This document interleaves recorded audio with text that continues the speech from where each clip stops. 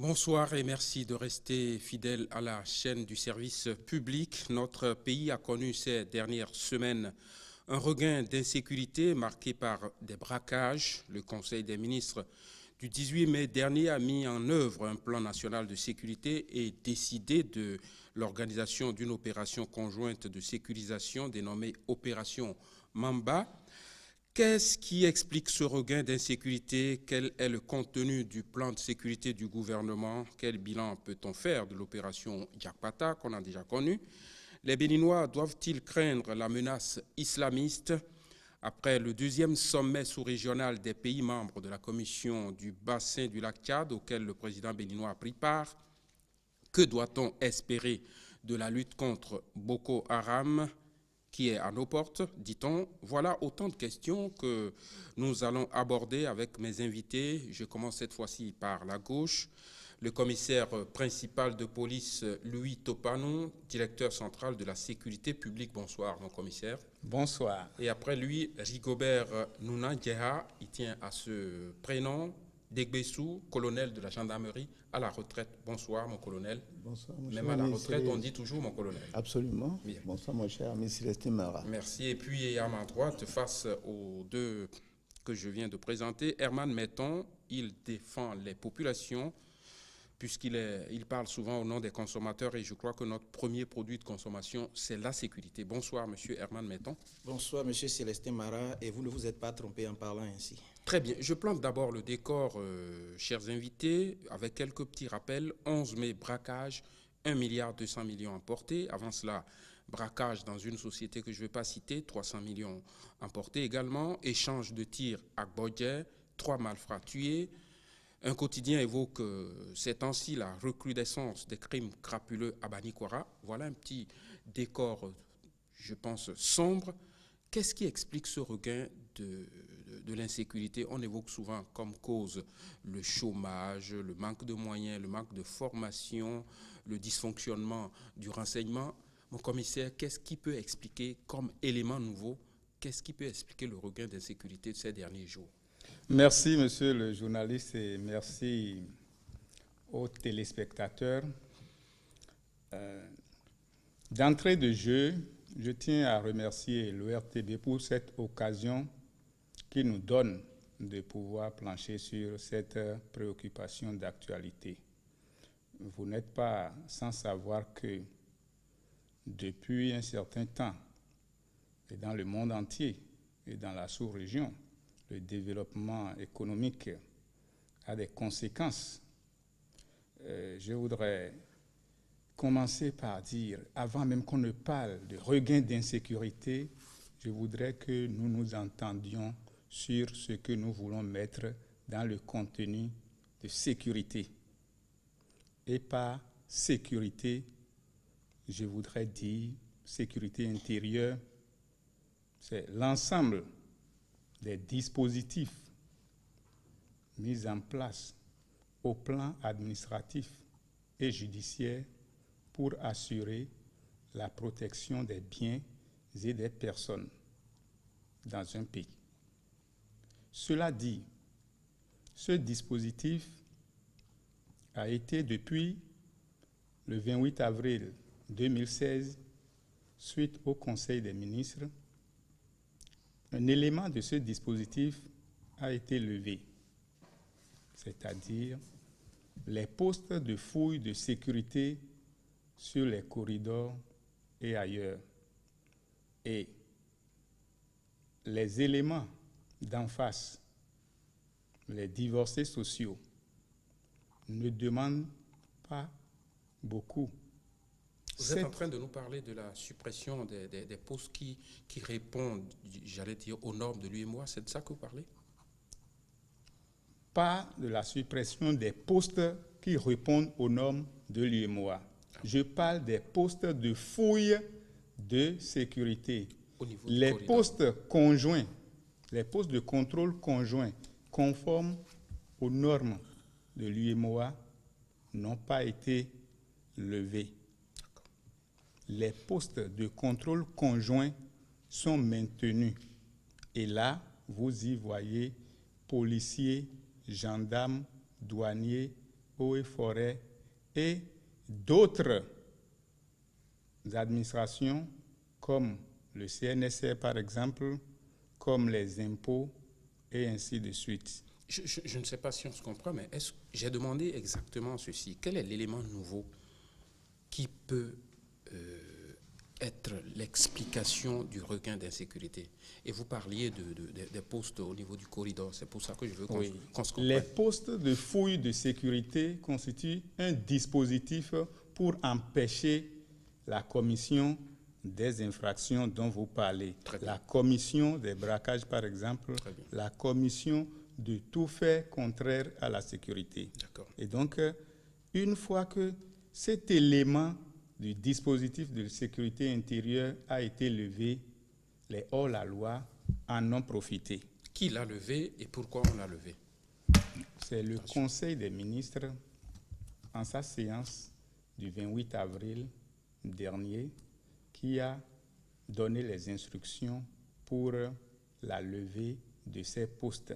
Donc c'est une mauvaise mesure, à votre avis, mon commissaire? C'est parce que vous utilisez des mots techniques, il faut que la population nous comprenne. Vous êtes en train de nous dire que le gouvernement a pris une mesure qui n'est pas bonne pour la sécurité. C'est ça? Alors, le mot mauvaise mesure sort de... Mauvaise décision. Ou bien mauvaise décision, c'est vous qui le dites. Mais c'est un élément du dispositif sécuritaire qui a été levé. Et vous nous dites que la levée de ce dispositif occasionne ce que nous sommes en train de dénoncer et vous ne voulez pas qu'on utilise le mot mauvais. Ben, allez-y. Alors, très bien, continuez votre explication très rapidement. Étant donné que ce dispositif permet de gérer au mieux et de contenir cette sécurité, lorsque, par le passé, il y avait eu des tentatives de levée de ces dispositifs, par exemple en 2013 et en 2014, lorsque ces dispositifs avaient été levés, c'est les populations, les transporteurs qui ont l'habitude de décrier les forces de défense et de sécurité publique, c'est ces populations même qui ont crié au secours pour le rétablissement de ces postes-là parce que leur sécurité était en danger. Et est-ce que ça a été rétabli? Oui. En son temps, ces postes qui avaient été levés avaient été rétablis et ça a ramené la sécurité. Avant de lever le dispositif, est-ce que les responsables de la sécurité que vous êtes, est-ce que vous n'avez pas été consultés? Pourquoi on a levé le dispositif?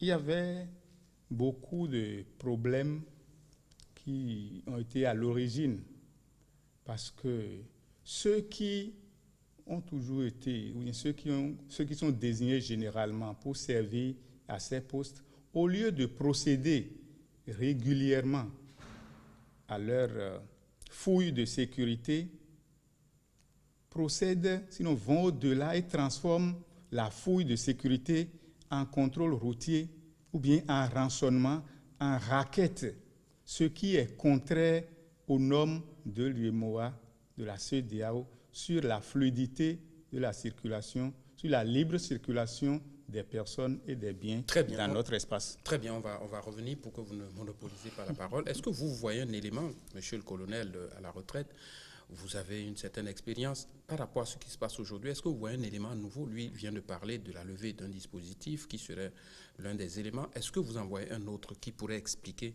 ce qui se passe aujourd'hui? Très rapidement. Merci, monsieur Célestin Mara. Bonsoir à nos chers téléspectateurs. Pour commencer, je vais dire que la pépinière a poussé. Ça veut dire quoi? Ça veut dire simplement que les braqueurs, ces gens, ces criminels qui ont occupé notre pays à un moment donné, que nous avions eu l'occasion, avec nos collaborateurs, de traiter pendant 3 ans. Il y a eu un peu d'accalmie. Leurs aînés sont partis, mais les jeunes ont commencé par grandir.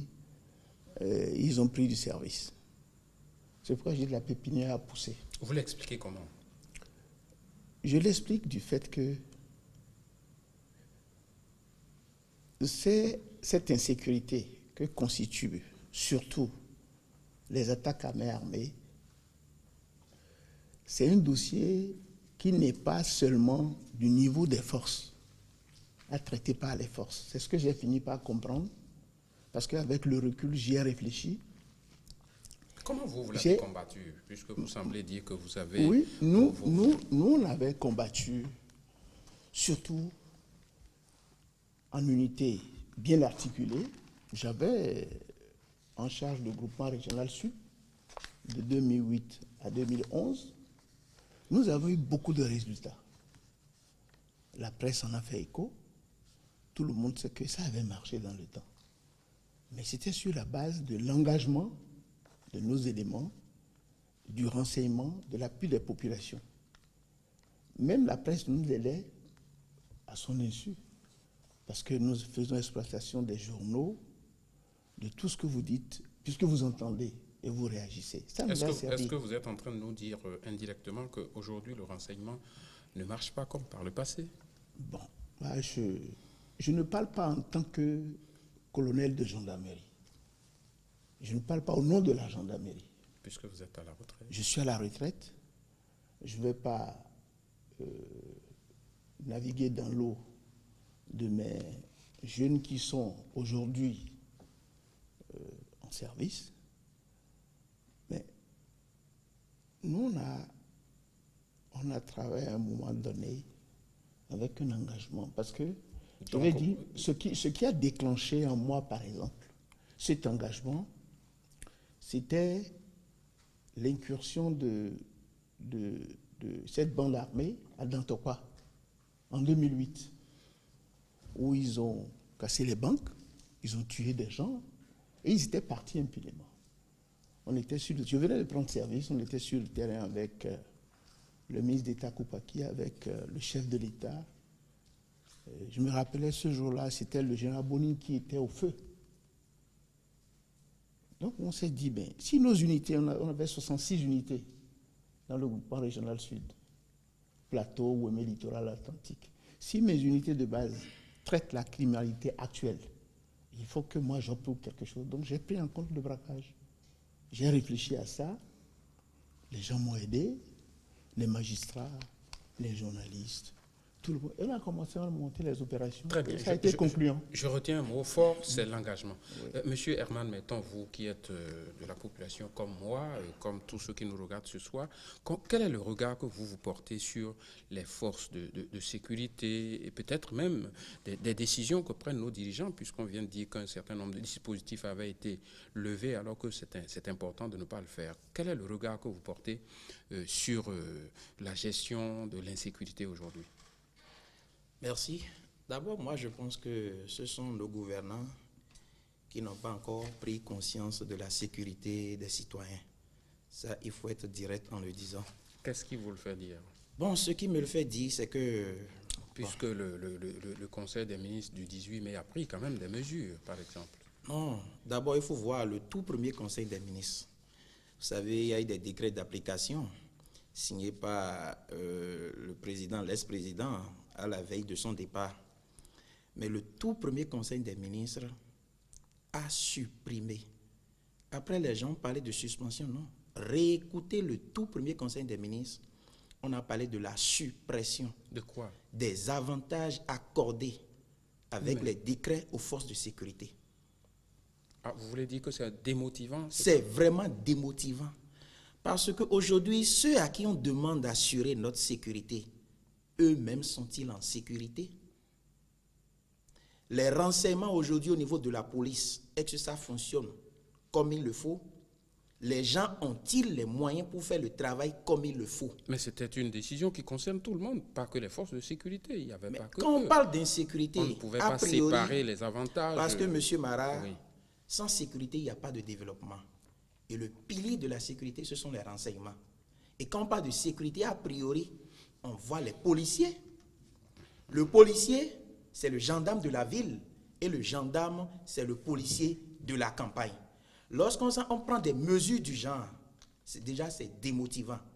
Mais aujourd'hui, quand vous prenez les unités de police, je prends les raids, BAC, parce qu'avec la police, je connais un peu ce système, les CRS, BPLP.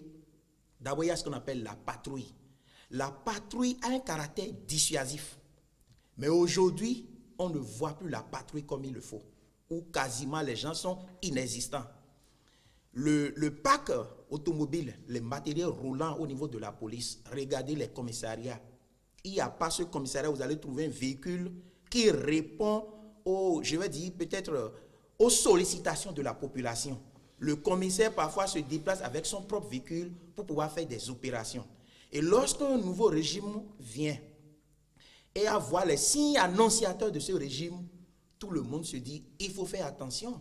Parce que c'est avec les interpellations des motocyclistes, tu n'as pas porté de casque, le véhicule tu as brûlé, on arrête des gens et c'est avec ces 6500 que les commissaires ou les unités, certains chefs d'unité prennent qu'on arrive à mettre le carburant. Les commissariats n'ont pas de fonds de roulement. Mais le gouvernement, Célestin Mara, le gouvernement vient à peine de commencer. Mais est-ce que vous avez vu, il y a eu des décisions fortes dans le domaine du coton? En avez-vous vu dans le domaine de la sécurité? C'est tout dernièrement, on a parlé d'opération Mamba. Mais le problème, c'est quoi? Au niveau des forces de sécurité et de défense, d'abord, il faut la discrétion. Le gouvernement, en voulant demander à ceux-là qui sont au niveau de certains carrefours, à certains postes, de replier, normalement, devait d'abord dire au ministre de l'Intérieur, il faut dire au directeur général de la police et au directeur général de la gendarmerie, je ne veux plus voir ces postes de contrôle-là, parce qu'on a dit sur 100 km, il faut un poste. Le directeur va reporter l'information vers les directeurs techniques et aux directeurs départementaux de la police et de la gendarmerie, et discrètement, ceux-là vont se retirer. Mais voilà qu'on informe toute la population et les braqueurs sont au courant de tout. Ils savent maintenant que si j'opère ici, avant que je ne trouve des forces de l'ordre m'interpeller, alors je dois parcourir un certain nombre de kilomètres et là le champ est libre pour lui. Et il l'opère facilement. Merci, on va équilibrer le temps de parole avec beaucoup d'efforts. Mon commissaire, vous venez de l'écouter. Dans une certaine mesure, il prend même votre défense. Il dit que les commissariats ne sont pas suffisamment équipés. Je ne sais pas ce que vous en pensez. Vous allez rapidement réagir par rapport à ça, parce que j'ai une question à vous poser. C'est de savoir ce que contient ce plan de sécurité. Vous êtes le directeur central de la sécurité publique. J'imagine que vous savez quel est le contenu essentiel du plan de sécurité que le gouvernement vient de mettre en œuvre. Mais vous réagissez en quelques minutes, franchement, par rapport à ce qu'il a dit. Le sous-équipement, les mesures qui ne motivent pas les forces de sécurité. Merci, M. Célestin Mara. L'intervention de mon ami d'en face, je partage certains points, mais je ne partage pas d'autres. Il est vrai que la suspension des décrets dont il a parlé à première vue pourrait, au vu de l'opinion publique, être perçue comme démotivant, mais pour nous, non. Parce que le droit finit forcément par s'acquérir. Et la police est convaincue de ce que c'est juste une mesure de vérification de la sincérité de ce qui est contenu, et dès que ces vérifications seront opérées, on sera rétabli. Très bien. Donc, avançons. À notre niveau, le directeur général de la police nationale et le ministre de l'Intérieur ont eu à échanger, et les collègues policiers n'ont pas du tout eu leur morale entachée, n'ont pas été démotivés parce que... Et sur la question du sous-équipement. Sur la question du sous-équipement, il y a certains aspects que nous pouvons accepter, mais il y a d'autres, parce que je ne suis pas de nature à livrer à mes adversaires. C'est normal, c'est une stratégie. Parce que lorsque vous livrez votre stratégie, ils sont aussi des stratèges.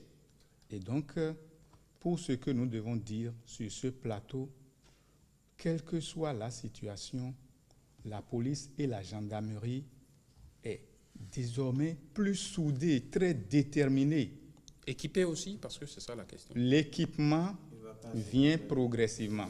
Parce que vous devez savoir que avec l'opération Mamba, qui est actuellement en cours, Expliquez-nous qu'est-ce que c'est concrètement. C'est différent de l'opération Diapata. Oui, c'est bien différent de l'opération Diapata. En quoi? Exactement.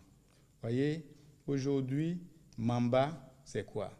C'est un serpent très venimeux et qui... Diapata, c'était quoi? Aussi, c'est pareil. C'était un serpent, Oui. non?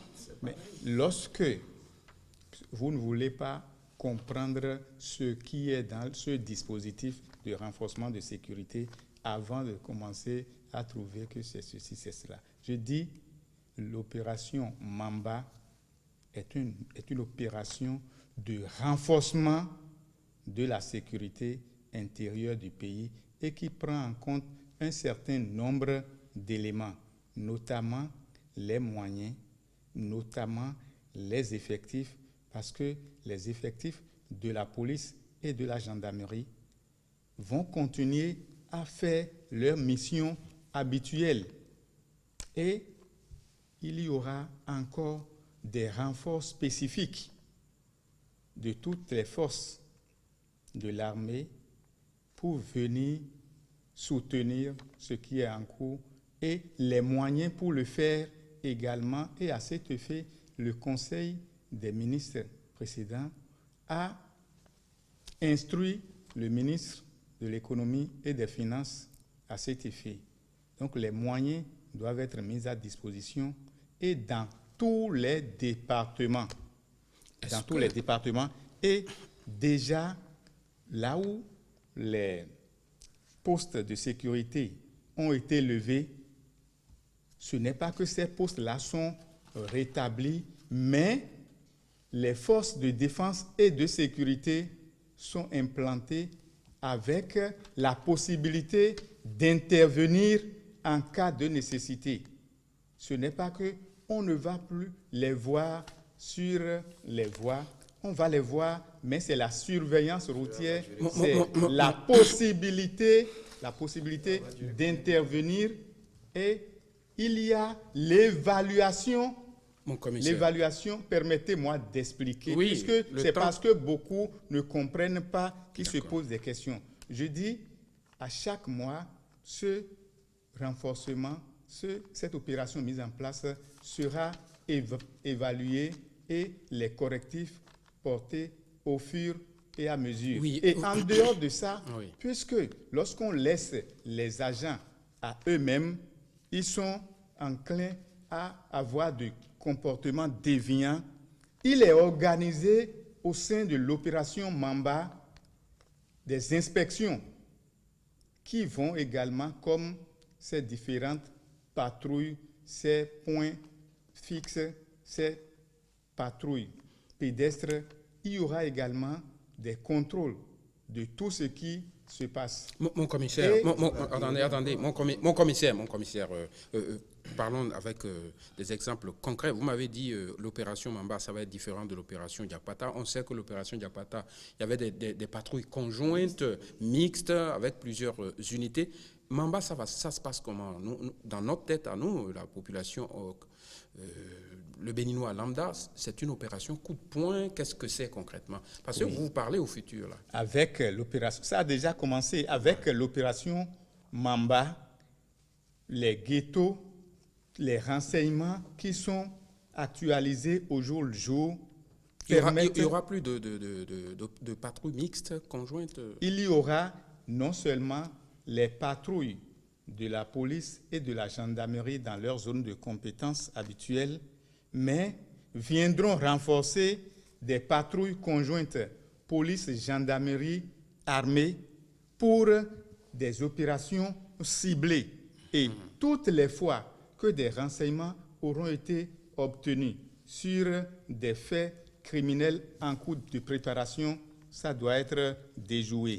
Et lorsque ces renseignements ne parviennent pas et que des faits devraient se commettre, l'intervention doit être prompte.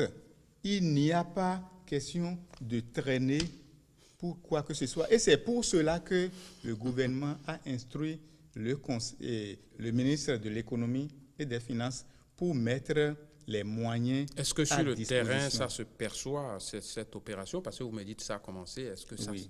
est-ce qu'on le voit? Est-ce qu'on voit des patrouilles? Est-ce qu'on voit quelque chose de visible? Oui, ça a déjà commencé et déjà, vous pouvez constater au niveau de nos départements, au niveau même de Cotonou, ici, puisque l'opération, ce n'est pas seulement, puisque l'insécurité dont on parle, ce n'est pas seulement les braquages. L'insécurité concerne aussi celle routière. Par exemple, les nombres d'accidents que nous constatons, les incivismes que nous constatons dans la traversée de Cotonou à Porto Novo, de Cotonou à Alada, de Cotonou à Ouida. Très bien. Le travail a été peaufiné de C'est sorte que la présidence de la République a mis même des moyens à la disposition de la gendarmerie et de la police pour que le code de la route soit respecté, Mon pour colonel. que tout ce qui Oui. entrave la circulation soit On contrôlé. viendra, et je dois vous dire oui, que on viendra sur je dois vous sur la circulation parce que vous prenez beaucoup de temps. On viendra sur la sécurité routière. Ce qui préoccupe aujourd'hui les gens, c'est vrai, il y a les bouchons, mais c'est d'abord qu'ils dorment en paix, qu'ils ne soient pas braqués. Mon colonel, vous entendez opération Diakwata. Je ne sais pas si vous étiez encore en poste au moment de l'opération Diakwata. Vous entendez Diakwata, vous entendez Mamba aujourd'hui. Est-ce que tout ça vous semble franchement efficace? À mon avis, je vous ai dit tout à l'heure, je ne parle pas au nom de la Non, gendarmerie. tout le monde l'a entendu déjà. Et je Exprimez-vous vais librement. faire les suggestions. Oui. Il y a une lacune grave. Prenez par exemple cette levée du dispositif de contrôle routier des fouilles. C'est une lacune grave, vous dites. C'est une lacune grave. Pourquoi je le dis? Ce n'est pas les ministres et le président de la République qui sont concernés par cette affaire au premier plan. C'est nous, en tant que spécialistes de sécurité, leurs conseillers, on devait leur dire ça ne se fait pas. D'abord, quand vous prenez l'opération Mamba en question, c'est venu quand?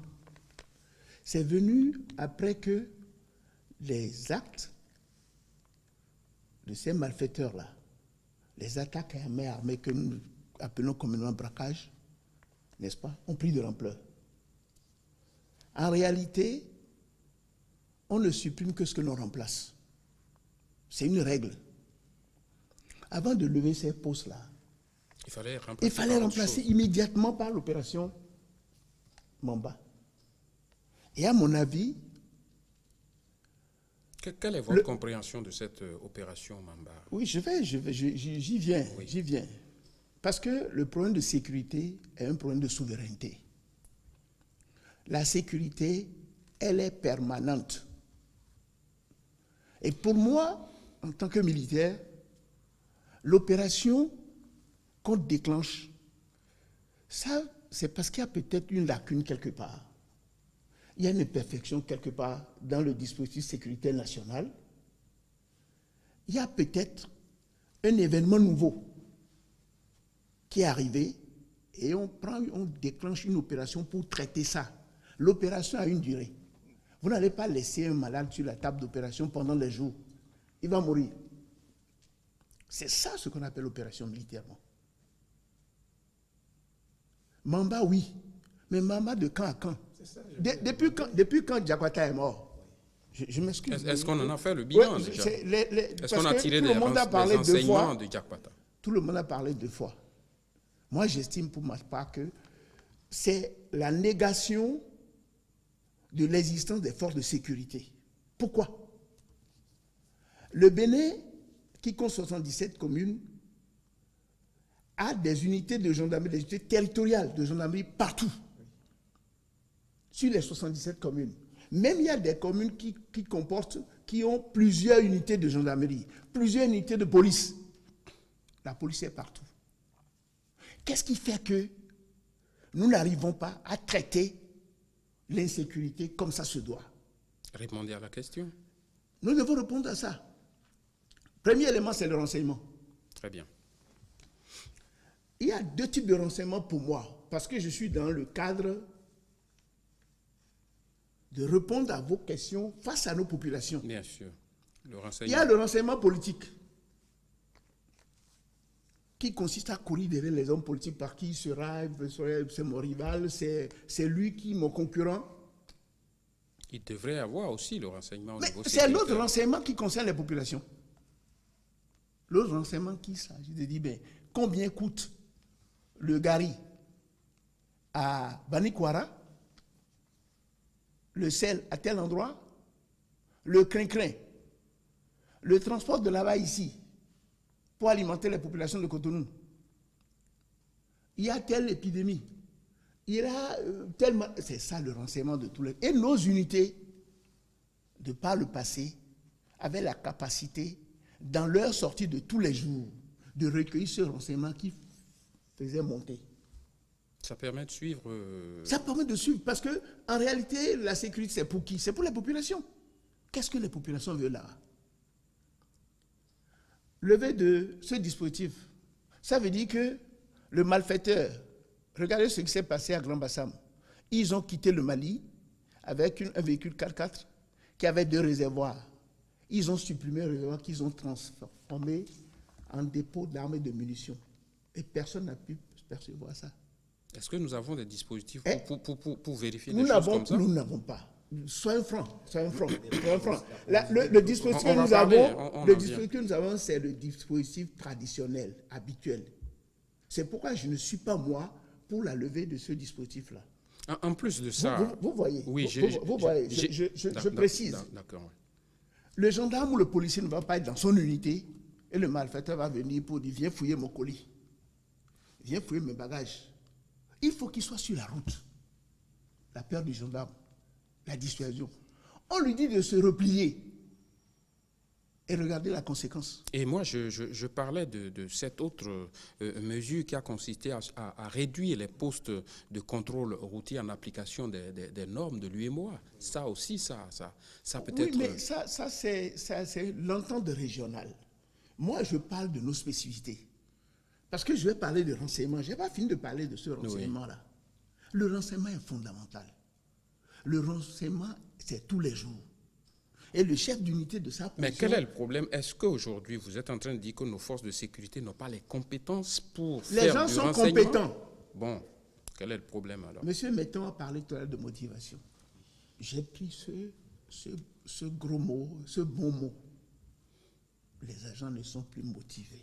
Je vous donne un exemple simple. Mais le commissaire... Le gendarme, oui, moi, il faut dire la vérité à nos gouvernements. Vous aurez la parole tout à l'heure. Disons la vérité à nos gouvernements.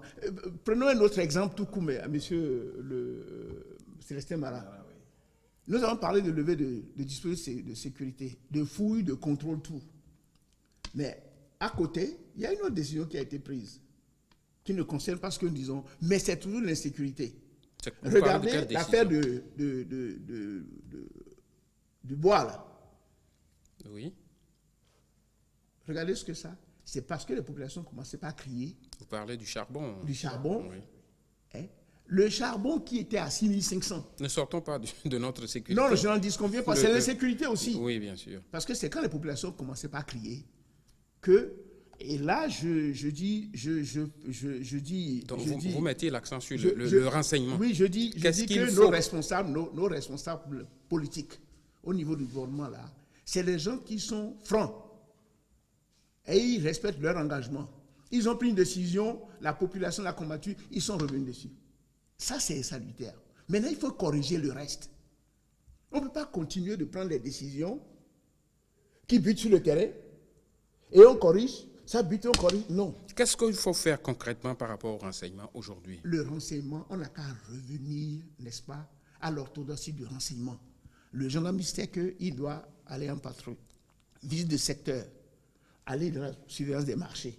Qu'est-ce qui se passe dans son secteur? Il doit pouvoir le savoir et remonter ça. Très bien. On va avancer, monsieur Metton. Souvent, on dénonce aussi le manque de participation de la population, qui doit donner évidemment les renseignements aux policiers. Il n'y a que les populations pour le faire, des locataires qui hébergent quelquefois des criminels. Qu'est-ce que vous pensez justement de cet apport de la population?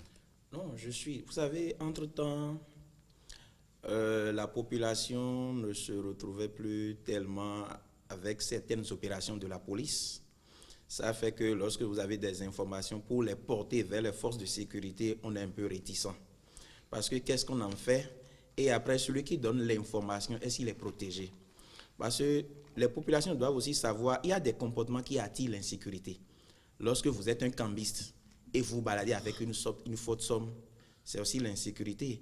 Lorsque vous roulez dans un sens où la police doit intervenir quelque part et vous êtes déjà amassé pour bavarder avec des procès d'intention, c'est déjà aussi l'insécurité. Mais tout à l'heure, le colonel a dit quelque chose. Le pilier de la lutte contre l'insécurité, ce sont les renseignements.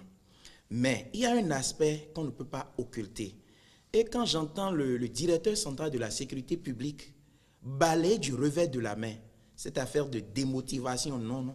Nous sommes tous conscients aujourd'hui que dans les commissariats, il n'y a pas de moyens, il n'y a pas un fonds de roulement, il n'y a pas un véhicule apte à faire le travail. Lorsque vous êtes dans une localité et vous ne sentez pas même l'odeur de la patrouille une fois par an, parce que la patrouille, elle est dissuasive. Lorsque le malfrat sait que tous les jours, on peut prendre une localité, je prends mon quartier, Vedoko ou Kokoko, on dit, cette semaine, on se balade au moins 4 fois. Le malfrat sait que, attention, cette zone, la police est fréquente, il y a une patrouille. La police disparaît, peut-être revient dans 2 mois, dans 3 mois. Mais le malfrat a cette peur-là. Est-ce que, attention, en voulant opérer, est-ce que l'équipe de patrouille ne va pas se jeter sur nous? L'autre aspect, moi, pour la levée des postes, je dis, normalement, l'opération Mamba devrait être une réalité avant la levée de ces postes-là. Mais aujourd'hui, qu'est-ce qui se passe? Lorsqu'on transforme ces postes en un poste ou bien des postes de qu'est-ce que tu as, où on glisse quelque chose à nos chers amis et on construit tranquillement, ça pose problème. Et c'est d'où on parle de rançonnement. Et quand c'est comme ça, un gouvernement qui veut des résultats ne peut pas accepter que des actes du genre se produisent. Combien de fois on a entendu au cours d'une fouille au niveau des postes de sécurité qu'on a arrêté des armes? Ce n'est pas fréquent parce que souvent c'est que quand tu passes par là, tu fais le geste que tu dois faire. Alors là, tu continues ton chemin. C'est quoi et quand on parle d'opération Mamba, vous allez réagir. Vous allez réagir. Quand on parle d'opération Mamba, c'est pour combien de temps? Pourquoi vous êtes pessimiste? Non, je ne suis pas pessimiste parce qu'on a connu l'opération Diapata, elle est partie. On parle d'opération Mamba. Vous savez qu'il y a des braquages fréquents au niveau de Misebo, Monsieur Célestin Mara. Pourquoi ne peut-on pas avoir un dispositif permanent et constant à ce niveau-là? Mais les malfrats, ils se déplacent. Non, mais on sait que Misebo, c'est fréquent. Entre-temps, au niveau d'Arrozon, là où se font les braquages régulièrement, un peu avant le pompillage, il y avait un dispositif des militaires gendarmes quelque part dans la brousse. Et cela dissuadait les malfrats tous. Aujourd'hui, tout cela a disparu. Opération Mamba, c'est pour combien de temps? Maintenant, lorsqu'on parle de renseignements, quand on donne les renseignements, la suite. Parce que quand je dis démotivation, le commissaire peut-être, il est à un poste où peut-être il n'a pas assez de soucis. Regardez les primes qu'on accorde aux agents qui vont au front. Dans l'opération de Jéricho, vous vous souvenez, monsieur Célestin Mara, ce policier à qui finalement on a amputé, qui s'occupe de sa famille, qui s'occupe de lui-même, il est encore là à traîner.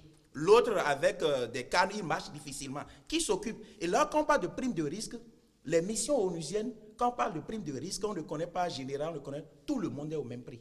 Mais ici, prime de risque, le gardien de paix qui va au front régulièrement et qui peut recevoir des balles à tout moment, lui, il est peut-être à 50 000, mais le commissaire qui est tout peinard dans son bureau, qui envoie l'élément est à 100 000. Vous avez des preuves de ce que vous dites? Dans le dernier décret suspendu, supprimé, c'est dedans. Si ce n'est pas le cas, le commissaire principal n'a qu'à nous le préciser. Merci. Merci beaucoup. Je disais tout à l'heure, s'il vous plaît, mon colonel, permettez-moi. Oui, je laisse la parole. Oui, tout à l'heure. Permettez-moi de rétablir la vérité. Vous allez parler tout à l'heure. Nombre de points. Oui, très rapidement. Les points évoqués par Herman Metton. Oui, ne revenez pas là-dessus parce que le temps va nous... Lorsqu'il parle de Mamba, Mamba a la particularité d'avoir pris en compte les points chauds, les axes chaud où la criminalité est constatée en progression. Vous pouvez nous citer Donc, quelques exemples? Je dis Misebo, dont on parle, par exemple, la forêt à Wikodi, à Hozon, par exemple, à Parakou, Wansirou, la zone de l'aérodrome, et un peu partout à travers tout le pays. Donc, Mamba a la partie. Et je l'avais précisé tout à l'heure que Mamba a prévu d'être évalué mensuellement. Et puis, chaque jour, lorsque... Non, je dis, vous avez dit pour combien de temps? Je dis mensuellement.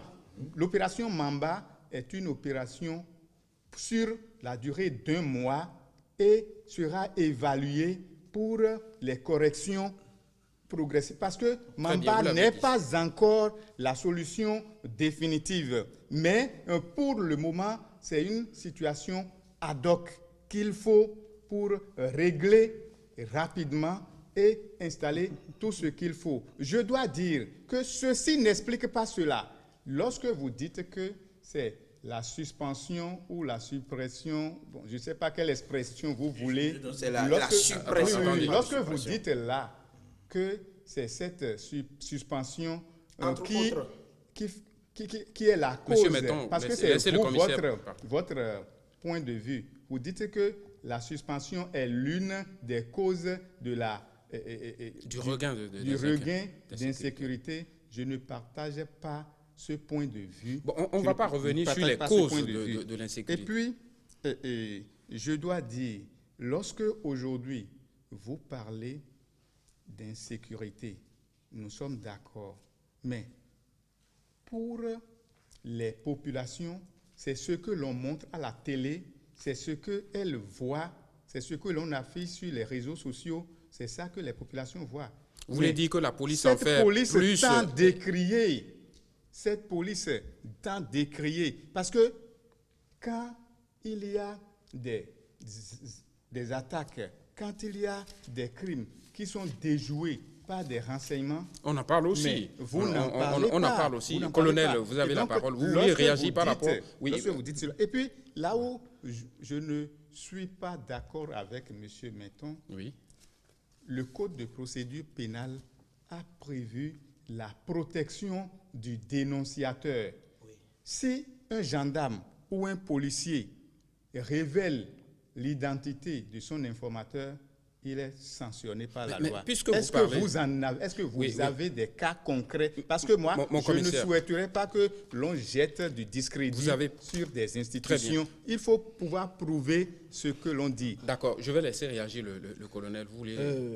Monsieur Menton a parlé de motivation. J'ai pris ce mot, puisque ça existe dans mon intervention. Oui, allez très rapide. Il n'y a pas de...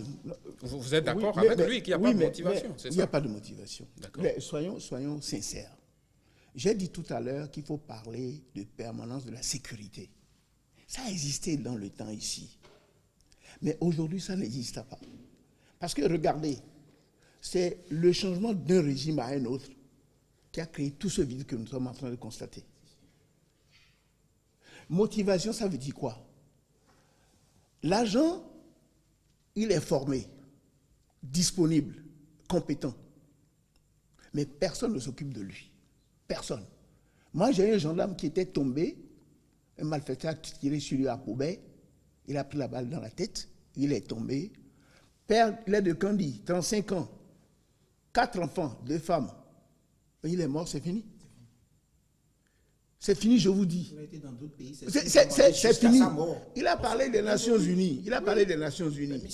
Quand vous êtes dans les missions des Nations Unies, tous les 6 mois, quand vous faites bien votre travail, là, vous êtes décoré. Moi, j'ai travaillé 35 ans, moins 11 jours. Je n'ai pas reçu une lettre de félicitations. Et j'ai eu beaucoup de résultats. Tout le monde sait que j'ai beaucoup de... Et ce n'est pas moi seul. Tous ces jeunes officiers, sous-officiers, gendarmes qui m'ont accompagné, on était 794. Si vous ne vous débrouillez pas pour être décoré, personne. C'est pourquoi je fais un clin d'œil à un chef que j'ai qui m'a soutenu. Ne faites pas des jaloux. Non, je ne fais pas des jaloux. Je parle de chef. Mes collaborateurs, ils sont très nombreux. Ils sont là encore, disponibles, aguerris. C'est des gens qui ont traité la matière. Ils sont disponibles. Je fais mal, s'il vous plaît. Oui. Parce Très que c'est rapidement, l'occasion oui. de dire qu'il Oui, y a des gens qui sont bons dans cette affaire-là. C'est vrai. Le général Boni, par exemple, c'est quelqu'un qui vous écoute. Il vous reçoit tout le temps. Boni... J'ai dit, il ne fallait pas faire des jaloux. lui, oui. L'ancien ministre de l'Intérieur... On ne va pas se mettre à citer des... On va pas se mettre à citer des noms. Non, je vous donne des exemples. Oui, d'accord. L'ancien ministre de l'Intérieur, Cicile Okoye, C'est bon. il vous prend les éléments de renseignement dès qu'il court. Ce n'est pas ça seulement. Quand on parle d'armes appropriées, nos éléments qui vont au front, ils vont avec leur poitrine. Ils n'ont pas de mots. Je vais parler. Laissez-moi finir ça là au moins. J'ai noté. L'armement approprié, tout le monde a parlé 3 fois. Oui, d'accord. L'armement approprié, ils n'ont pas. Les braqueurs, ils ont des fusils à infrarouge pour les Kinok, pour tirer sur nos agents. Mais le politique doit prendre ça en compte, c'est des choses de souveraineté. Mon commissaire, c'est quand même la mobilité dont vous avez parlé. C'est pourquoi je dis... Je viens. La mobilité dont vous avez parlé. N'est-ce pas? La mobilité dont vous avez parlé. Les gendarmes, n'est-ce pas? Je les connais. Les déferments, c'est avec des gens sur leur moto. Oui, c'est fréquent. C'est partout. Allez dans les brousses, vous allez voir. Moi, j'ai commandé un regroupement, 4 départements, c'est ce que je dis. C'est fréquent. La communication. Oui. Les autres, au moment où les pays avancés ont des drones pour renseigner, quand leurs responsables arrivent quelque part dans votre pays, là, il y a des drones qui circulent sur votre pays partout. Ils ont des détecteurs, n'est-ce pas? Ils ont des appareils de communication. Nous avons quoi? C'est l'agent qui achète son téléphone et qui met sa carte SIM dedans. Oui. Et ce qui est mauvais, on vous dit qu'on a, comment vous appelez cette affaire de réseau, je ne sais plus, ça a un nom là où le numéro est donné par une agence là, et tous ces numéros-là, tous ces numéros-là sont connus par les malfaiteurs, parce qu'on n'envoie pas un message, n'est-ce pas, pour dire à tous les gendarmes, ils peuvent communiquer sur tel réseau. Chers invités, on va être pris de court. Équipement de protection. Oui. Le gendarme qui va, le militaire qui va. On vous a compris, mon colonel. Qu'est-ce qu'il a? On vous a compris. Pris en compte des problèmes sociaux, n'est-ce pas? La gestion des agents après leur décès ou leur accident. Merci beaucoup, merci beaucoup, mon colonel. Oui, vous allez réagir. Attendez, attendez, mon colonel. La souveraineté de ceux qui sont là aujourd'hui, on va être surpris par le temps. On a un élément témoin. Ceux qui sont là aujourd'hui, n'est-ce pas, qui prennent que savent que c'est une question de souveraineté. Ne venons même pas à Boko Haram. Boko Haram, c'est très loin. Les gens qui circulent avec des sacs sur les dos dans Cotonou et partout chez nous au Bénin, ces sacs-là comportent quoi? Monsieur Marat. Attends, vous n'avez pas encore la parole. Mon commissaire. Ouvrez les yeux, vous allez ne m'avez pas permis de terminer mon intervention. Il nous reste 6 minutes exactement. Vous allez être précis, concis. Je dois vous dire, précis et concis. À lui seul? Que ce non, pas à lui seul. Tout le monde va parler. Mais ne revenez surtout pas sur ce qu'on a déjà évoqué. Permettez-moi de rétablir ce que je sais. Oui. Parce que là, j'ai commandé dans la période où il y a eu ces braquages ou criminalité dont on parle, il y a eu des opérations de succès où des malfrats ont été interpellés, où il y a eu les échanges de tirs. Donc on balaie du revers de la main ces travaux que les policiers et gendarmes sont en train de faire quotidiennement parce qu'il y a eu d'insuffisance ou bien des ratés quelque part. On dit que c'est la démotivation qui a fait qu'il y a eu tout cela. Et donc tout ce qui a été succès pendant cette période-là, comment on va appeler ça? Ce n'est pas ou bien. Malgré eux, parce que mon commissaire, il y a une question qui se pose souvent aussi, peut-être qu'elle ne vous concerne pas directement, mais les populations se demandent quel est le rapport que vous avez avec la justice, parce qu'on se demande certains malfrats qui sont arrêtés quelques jours plus tard, on les retrouve peut-être dans les rues et ça ne rassure pas les populations. Oui, là vous avez parfaitement raison, parce que la criminalité, lorsque elle n'est pas prise au sérieux sur certains aspects, elle revient toujours. Et c'est pour cela que je voudrais profiter de cette occasion. Il est vrai, le directeur central de la police judiciaire, les commandants de groupement, ainsi de suite, ont l'habitude de se rapprocher, nous avons l'habitude de nous rapprocher des parquetiers ou bien des juges pour leur expliquer la nécessité d'informer les forces de sécurité publique et de défense lorsque des malfrats de renom finissent de purger leur peine et doivent être remis en liberté. Dans ces conditions, lorsque vous ne savez pas et qu'ils sont rejetés dans la société, ils constituent, parce que qui a bu, boira. Les prisons, leur rôle, les missions de la prison qui consistent à éduquer pour changer le comportement, la peine purgée devrait pouvoir changer de comportement, mais en ce qui concerne ces malfrats de grand chemin, ça ne change absolument rien. Est-ce que Et déjà il faudrait rangs, que, à la sortie de ces malfrats, il faudrait que les policiers et gendarmes soient informés pour pouvoir mieux faire leur travail. Est-ce que dans les rangs de la police même, est-ce qu'il n'y a pas de, comme on dit, de brebis galeuses? Il y a eu des brebis galeuses connues et radiées de la corporation. J'en connais, mais je dis, c'est pas parce que je suis policier que je vais arriver ici et dire qu'il n'y en a pas fermé. Non, il y en a eu. Mais toutes les fois que c'est constaté, il y a toujours des sanctions par rapport à ça. Très bien. On va finir avec une question parce qu'on ne peut pas épuiser tout le sujet. On est pratiquement à la coordination. Oui, on est à la fin de l'émission. Attendez que je pose une question parce que notre président était récemment à Abuja au sommet sur la lutte contre Boko Haram aux côtés de plusieurs autres chefs d'État africains et le président français. Malheureusement, on ne pourra pas suivre l'élément, mais la question que je vous pose, j'avais prévu qu'on passe l'extrait du reportage qui a été fait. Malheureusement, le temps nous a pris de court. La question par rapport à ça, est-ce qu'aujourd'hui nous craignons la menace islamiste? Est-ce qu'il y a des raisons d'avoir peur de cette pieuvre, si je puis l'appeler comme ça? Qui vous répond? On a des raisons. Oui, tout le monde va répondre à la même question. Vous voyez, quand vous allez à Zongo. Très rapidement. Oui, Zongo. Quittez la bourse du travail, prenez la voie pavée nouvellement réalisée il n'y a pas longtemps. 3e, 4e rue à gauche. Il y a des voyageurs. Il y a une maison où il y a des bus qui partent presque tous les jours, mais toutes les semaines, avec des voyageurs dont on ne maîtrise pas souvent l'identité. Parce qu'il n'y a pas de contrôle d'identité. L'identité et tout. Il faut aller constater. Et parfois, lorsque vous voyez ces bus, il suffit de, peut-être, par malchance, vous rentrez dedans, vous constatez que vous êtes pratiquement le seul être parmi ce beau monde-là. On ne connaît pas l'identité. Monsieur Mara, on n'a pas parlé de la porosité de nos frontières. Il y a aussi un aspect, permettez-moi rapidement. Le colonel de Gaulle a parlé des aînés. Avant, les aînés, d'accord, mais au niveau des jeunes, ceux qui ont pris la relève maintenant, ils étaient à des postes où ils travaillaient proprement.